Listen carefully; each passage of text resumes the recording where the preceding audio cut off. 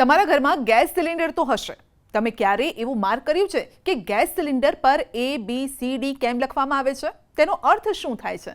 તમને જાણીને નવાઈ લાગશે, પરંતુ આ લખાણ તમને કોઈ પણ અનિચ્છનીય ઘટનાથી બચાવી શકે છે, જેનો મતલબ છે કે સિલિન્ડર પર લખેલા ABCD અને નંબરો તમારી સલામતી માટે છે. શું તમે જાણો છો કે રસોડામાં રહેલા ગેસ સિલિન્ડરની પણ એક્સપાયરી ડેટ હોય છે? જો તમારો ગેસ સિલિન્ડર એક્સપાયર થઈ જાય તો શું થાય? જાણવું જરૂરી છે, કારણ કે જ્યારે પણ તમે બજારમાંથી કેટલીક ખાદ્ય વસ્તુઓ લાવતા હોય છો અથવા તો દવા ખરીદતા હોવ છો તો તેની એક્સપાયરી ડેટ જરૂર ચેક કરો છો. માટે આ પણ ચેક કરવી જોઈએ. સુરક્ષાના દૃષ્ટિકોણથી આ કરવું પણ યોગ્ય છે. આ બધા સિવાય પણ કેટલીક વસ્તુઓ એવી છે જે એક્સપાયર થઈ જાય છે, પરંતુ આપણે તેના પર ધ્યાન નથી આપતા. અને તેનાથી એક વાત એ છે કે આપણા રસોડામાં વપરાતો ગેસ સિલિન્ડર પણ એક્સપાયર થઈ શકે છે. હા, તમને કદાચ ખબર નહીં હોય, પરંતુ LPG સિલિન્ડરની પણ એક્સપાયરી ડેટ હોય છે. સિલિન્ડર ખરીદતા સમયે આપણે એ તો ચેક કરીએ છીએ કે તેનું વજન કેટલું છે, સિલિન્ડરમાંથી ગેસ લીક થાય છે કે નહીં, પરંતુ સૌથી જરૂરી વસ્તુ એ છે કે તેની એક્સપાયરી ડેટ પણ ચેક કરવી જોઈએ, જે આપણે નથી કરતા. ત્યારે જણાવીએ કે આ ડેટ LPG સિલિન્ડર પર જ લખેલી હોય છે, અને તે પણ કોડ વર્ડમાં.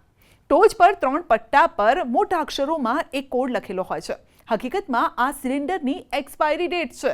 આ કોડ A24, B25, C26 અથવા તો D27 જેવા નંબરો અથવા તો આંકડામાં હોઈ શકે છે. આ કોડમાં ABCD અક્ષરો મહિનાનું પ્રતિનિધિત્વ કરે છે, અને તેની પાછળ લખેલા નંબરો વર્ષ વિશે માહિતી આપે છે.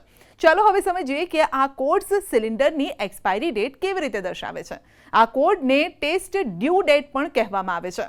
હવે ABCDનો અર્થ શું થાય છે એ સમજીએ. ABCDમાં દરેક અક્ષરને 3 મહિનાના જૂથમાં વહેંચવામાં આવે છે. A એટલે જાન્યુઆરી, ફેબ્રુઆરી અને માર્ચ. B લખેલું હોય તો એપ્રિલ, મે અને જૂન. જ્યારે કે C લખેલું હોય તો જુલાઈ, ઓગસ્ટ અને સપ્ટેમ્બર. અને જો D લખેલું હોય તો ઓક્ટોબર, નવેમ્બર અને ડિસેમ્બર દર્શાવાય છે. ઉદાહરણ તરીકે, જો તમારા સિલિન્ડર પર C25 લખેલું છે તો તેનો અર્થ એ છે કે આ સિલિન્ડર ઓક્ટોબરથી ડિસેમ્બર 2025ની વચ્ચે સમાપ્ત થઈ જશે. આમ પણ એક સિલિન્ડરની ઉંમર 15 વર્ષ હોય છે, અને આ સમયગાળા દરમિયાન તેનું 2 વાર ટેસ્ટિંગ થાય છે. પહેલા 10 વર્ષ બાદ અને બીજું 5 વર્ષ બાદ. આ પરીક્ષણ વિગતો સિલિન્ડરની ટોચ પર જ લખેલી હોય છે. જો બંને તારીખો પસાર થઈ ગઈ હોય તો તે સિલિન્ડર લેવું ન જોઈએ.